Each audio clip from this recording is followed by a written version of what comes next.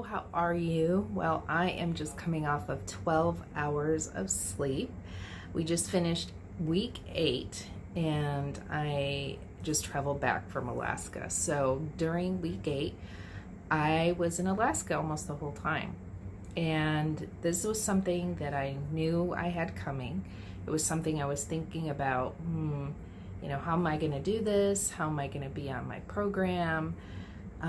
So in this video, I'm going to talk about being on vacation, tips that can help you, and things that help me on my vacation. It'll be a short video though. Okay, so this week Carmen's talk was about momentum, and it was really very, very important because I see this so much in business, right? I see this so much in business when a new person gets started and they start sharing, and then that person gets a result and they get excited about it, and this person shares their story, how literally their life is changing, their health is changing, they're feeling so much better, and there's just this momentum that gets building. So that feeds the fire to want to share more in my business with Young Living Essential Oils. So I've seen this a lot, and what happens is when we stop sharing or we just take a vacation, we stop being consistent on a weekly basis, and this is my career over and over and over again. When we stop being that consistent, what happens is our growth stops, our commissions fall, we get disheartened, we get frustrated, we get quit, and a lot of times we'll quit or quit for a season or go get distracted with something else. So I see this a lot. So when I relate it back, Carmen's talk about momentum, it's so true.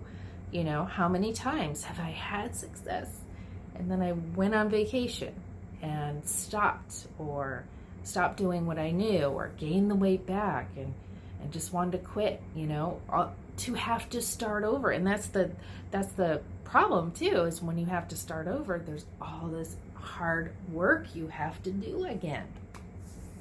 So business, weight loss, all the same. And I had just some really great support with my dad this week, how proud he was of me, and my husband, and he was like, honey, think about it, where are you? I'm at the halfway point, really, in terms of how much weight I wanted to lose this year, right? I wanted to lose 50 pounds, starting at 184 in January. I started, I think, at 176 here, but I believe I'm about 50% there. I might be 40%, but I'll look at the numbers and let you know. And so I'm like, this is the time when a lot of people, when they're halfway there, they have that success, they're halfway there, and they lose the momentum. And it's the middle miles, which really are the hardest miles. In the beginning, you've got lots of excitement, you're woohoo, but I'm seeing, even as us as a group, it's these middle miles that are hard. And a lot of us have these summer vacations. My buddy Matthew there, he was in a tent, he was tent camping, and he got through it. He's doing these like fairs that are really difficult with all this food and the smells around you. It's very challenging. Okay, so first tip when you are on vacation, you just need to plan, and prepare, yet be flexible, right? Have a plan B, have all those things. So of course, we can have our shake every day. That's the easy thing to do. And probably planning to have extra, right? So extra if you don't get a meal. Like on the plane, I had a shake in my shaker bottle and had that for breakfast, and that was great. And I had packed some veggies, some carrots, and had some carrots. I had a bar. I had just easy things. So second tip would be easy. Make it easy. And one of the things that I did that made it easy for me is I had prepared these turkey patties, and I had them perfectly measured out. I cooked them, I froze them, and I traveled to Alaska with them, right? And it wasn't the only thing I traveled with, but that was like kind of a main thing, because I knew, getting those 4 proteins every day, that was important. Also getting the 4 veggies every day. The third thing is, if you can, plan to have when you're on vacation, plan to have it so that you can do some cooking, right? So you're going to forward prepare by bringing some food, but planned to do some cooking. So we had a VRBO, like an Airbnb, right? So we had a house that had a full kitchen. It was just very, very convenient. And it was convenient in a lot of ways because the others could eat what they wanted or make, sandwiches, and we had spaghetti, and they had spaghetti and all those things. We saved a ton of money not having to eat out, and it was just so convenient. But, if that's not possible, I'll tell you, hotel rooms, I've purchased a, hot plate, and we cooked eggs. I've traveled with eggs, you know what I mean? Like, it's really possible. And being around a grocery store. So it was very convenient. We had rented a car, all of us, and we were very close to the grocery store. So, that ease might be like, okay, well, I'm here in Salt Lake City, but the grocery store is only 2 blocks away, right? So I've done that a lot of times when I've traveled to Salt Lake City, is having that grocery store. And I'll tell you, we'll save a ton of money. I mean, think about it. For our family of 4, I mean, we wouldn't have got away with less than $40, $50 per meal. You include tips, yada, yada. So super duper saving. And so that's what we got for the family. They had eggs every morning and toast or little egg sandwiches that we made. I had my shake. I had my turkey burgers because I'm not doing eggs right now because they're pretty sensitive on my allergy test to them. So I was able to really stay on point. And I'm so proud of myself. And then the last thing, I don't know if this is a tip and stuff too, but you do need to exercise. I mean, it is really important. When you fly, you're just going to retain all this water. When you're driving a ton, you're going to retain all this water. So I traveled with, speaking of water, I traveled with my Berkey. I don't have it to show you, but I'll show you in another video. It's a travel Berkey. I travel with it almost everywhere I do. Put it in my suitcase. I can stuff things in it. It kind of fits together on each other.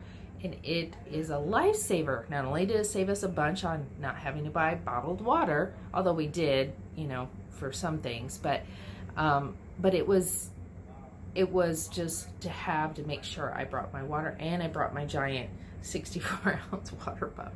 So I was really not perfect on my water, but I was really drinking my water. But what was the point I wanted to make with that? Ease, grace, water. Oh, exercise.